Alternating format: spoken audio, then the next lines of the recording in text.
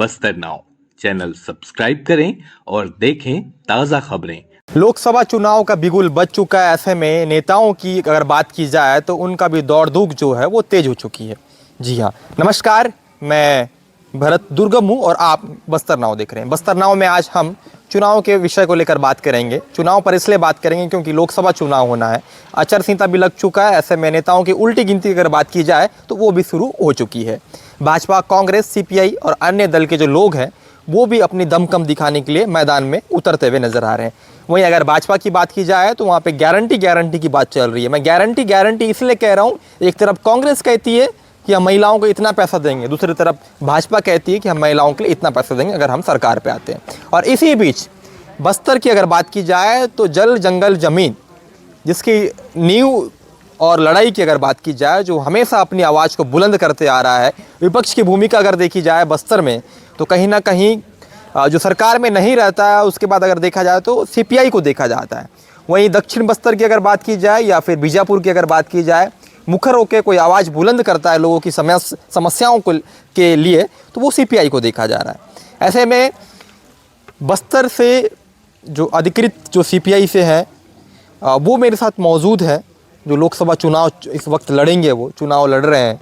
तो अब देखना ये होगा कि उनके बारे में हम जानने से पहले उनसे हम मुखातिब हो जाते हैं और बस्तर नाउ के जरिए हम आप तक उनका फेस भी दिखाने की कोशिश करेंगे। मेरे साथ जो शख्स मौजूद है, क्या नाम है, इन्हीं से हम जानने की कोशिश करते हैं। भैया, क्या नाम है आपका? मेरा नाम फूल सिंह कचलाम है। मैं नारायणपुर जिले का रहने वाला हूँ। अच्छा, आप नारायणपुर जिले के रहने वाले हैं, मतलब वो अबूझमाड़ का जो पूरा इलाका पड़ जाता है उस इलाके के रहने वाले हैं। जी। कितना समझते हैं आप अबूझमाड़ के इलाकों को? अबूझमाड़ इलाका तो बहुत ही संवेदनशील एरिया है। शिक्षा स्तर वहाँ तक नहीं पहुँच पाता है, ना आपका स्वास्थ्य सुविधाएं वहाँ पहुँचते हैं, ना उनको कहना चाहिए अनसर्वेड एरिया कहा जाता है। अच्छा, तो कचलम जी, आप चुनाव लड़ने वाले हैं, बस्तर चुनाव लड़ रहे हैं, सीपीआई से आप लड़ रहे हैं, क्या मुद्दे होंगे आपके लोगों तक जाने के लिए? हमारे मुद्दे लोगों तक जाने के लिए ये रहेंगे तो सबसे पहले जो बहुराष्ट्रीय कंपनियां हैं कैंप के माध्यम से यहाँ के खनिज संपदा को बाहर ले जाके बेचती है और यहाँ के स्थानीय लोगों को कुछ भी नहीं मिलता है। तो आपको इन्हीं चीज़ों को मैं बताते हुए आपको ताज़ा उदाहरण बताना चाहता हूँ।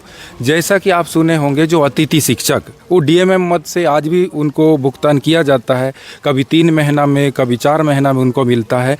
और सरकार से हमेशा हमारा भारतीय कम्युनिस्ट पार्टी का मांग रहा है स्थानीय भर्ती को लेके। स्थानीय भर्ती नहीं कर रही है, हमारा मांग ही रहा है स्थानीय भर्ती करे। और ये सब मुद्दे लेके हम इस बार लोकसभा चुनाव में लड़ने वाले हैं।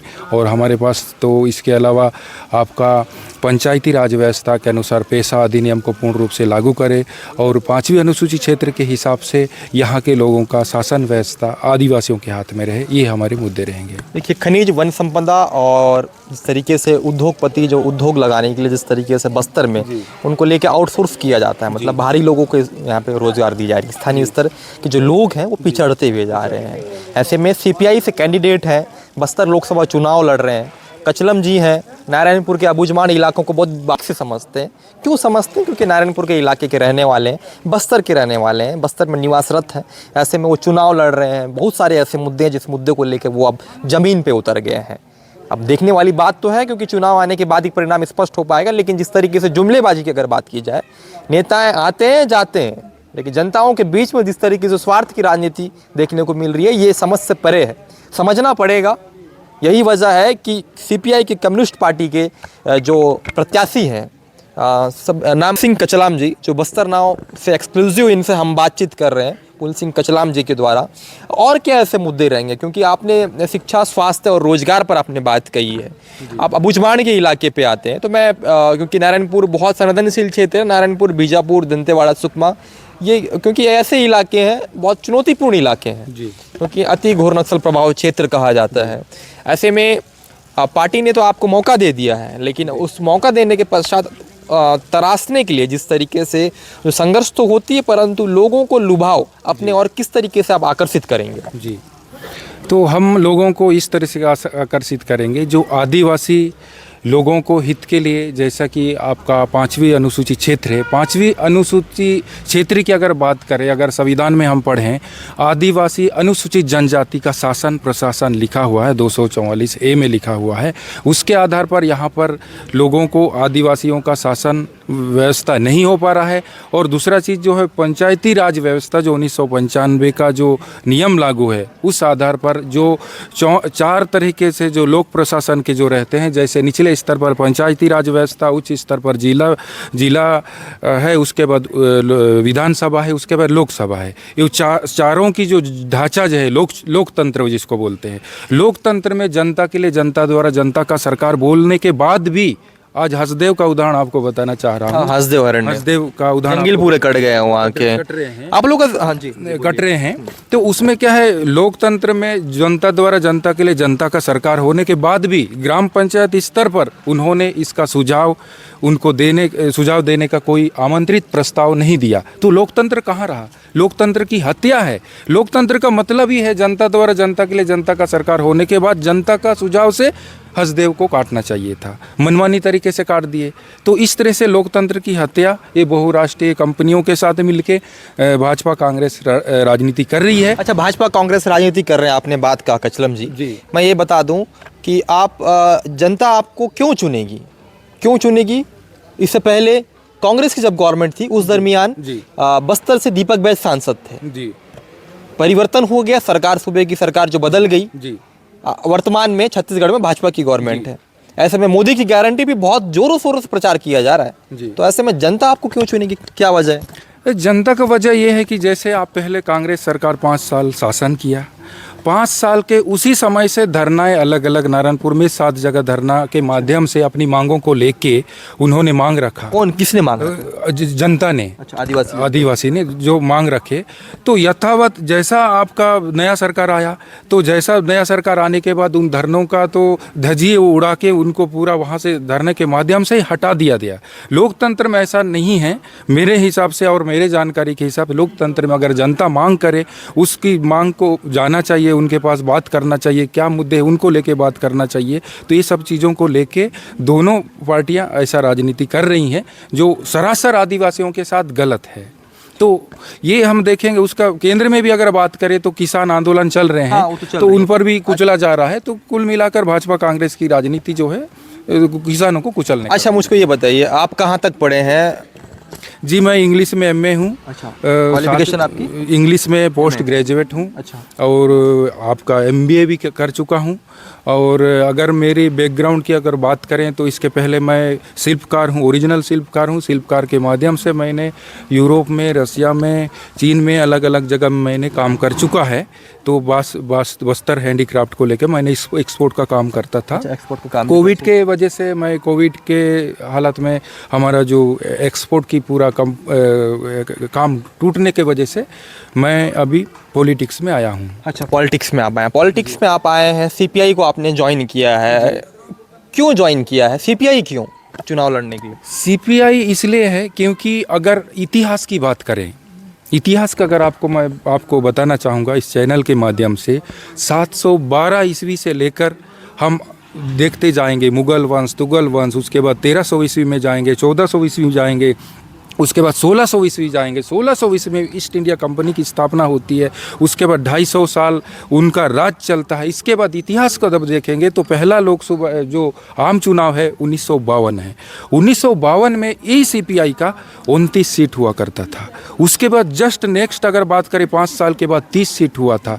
तो इसका अगर इतिहास को आप जानने का प्रयास करेंगे तो आपको ये मिलेगा इतिहास में कि CPI एक ऐसी पार्टी है जो स्वतंत्रता संग्राम का आंदोलन लड़ा है। अच्छा, तो आप मानते हैं कि उनकी विचारधारा, CPI की विचारधारा से आप प्रभावित होकर आपने CPI ज्वाइन किया? जी। कितने मंथ हो गए?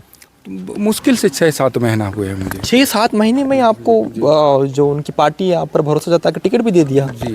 जी। कैसे देखते हैं इसको, टिकट मिलना? बहुत तो टिकट मिलना यह है, मैंने बहुत कम समय में, CPI नारायणपुर में नहीं थी, बिल्कुल वहाँ पर कोई उम्मीदवार खड़े नहीं होते थे। CPI को लोग डरते थे, ये माओइस्ट का पार्टी है ऐसा बोल के डरते थे। उन बीच में से मैंने काम किया वहाँ पर। किसकी पार्टी है CPI? CPI तो सबकी, पेट पार्टी तो सबकी होती है, सभी समाज का होता है, सभी धर्मों की पार्टी होती है। होती है। हाँ, नहीं नहीं, आपने कहा कि सीपीआई को माओवादी जो नक्सली हैं उनकी पार्टी कहा जाता है, इसलिए लोग डरते थे, ऐसा कहते हैं। तो मैं मतलब आप स्पष्ट कर दीजिए ना। हाँ, ये नाले जो कहना चाहिए, जिसको जानकारी में नहीं है, उन लोग माओइस्ट की पार्टी है, क्योंकि इन लोग भी लाल सलाम बोलते हैं, इन लोग भी लाल सलाम बोलते हैं। तो इन चीज़ों को लेके मैंने नारायणपुर में काम किया कि देखो, लाल सलाम मतलब रेड सैल्यूट। रेड सैल्यूट 1442 में एक आंदोलन था, मजदूरों का आंदोलन था। उस समय जब गुलामी लोग जी रहे थे, उस समय 18-18 घंटे लोगों को गुलामी का काम करवाया जाता था। उस समय आंदोलन से निकला हुआ है रेड सैल्यूट, जो मजदूरों का आंदोलन था। इस चीज़ों को लोगों को बता के मैंने 6 महीने में काम किया। 6 महीने में काम करके सीपीआई को नारायणपुर में खड़े किया। इसलिए उनको लगता है कि सबसे अच्छा उम्मीदवार ये है जो सीपीआई के लिए तन मन धन से काम करेंगे, इसलिए मुझे टिकट दिया। अब कहाँ कहाँ दौरा होगा आपका बस्तर में? चुनाव का बिगुल बज चुका है लोकसभा का, ऐसे में किन किन इलाकों पे आप जाएंगे आप? तो अधिकतर जो हमारा सीपीआई का जो गढ़ है, सुकमा है, दंतेवाड़ा है, इन चीज़ों ये इन जगहों में थोड़ा सा हमारे कार्यकर्ता तो हैं। इसके अलावा जो सबसे ज़्यादा बीजापुर में हमको दौड़ने की ज़रूरत है, बस्तर में दौड़ने की ज़रूरत है, कोंडागांव क्षेत्र में दौड़ने की ज़रूरत है। नारायणपुर में तो ठीक है, वहाँ पर हमारी स्थिति ठीक है। तो जहाँ जहाँ कमज़ोर एरिया है वहाँ पर दौरा करके मैं अपनी विचारधाराओं को बताऊँगा, और हमारे जो सीपीआई किस मुद्दे को लेके चुनाव लड़ेगी, उन मुद्दों को लेके मैं वहाँ काम करूँगा। अच्छा, पुल सिंह जी, पुल सिंह कचलाम इस वक्त सीपीआई से बस्तर लोकसभा चुनाव लड़ रहे हैं।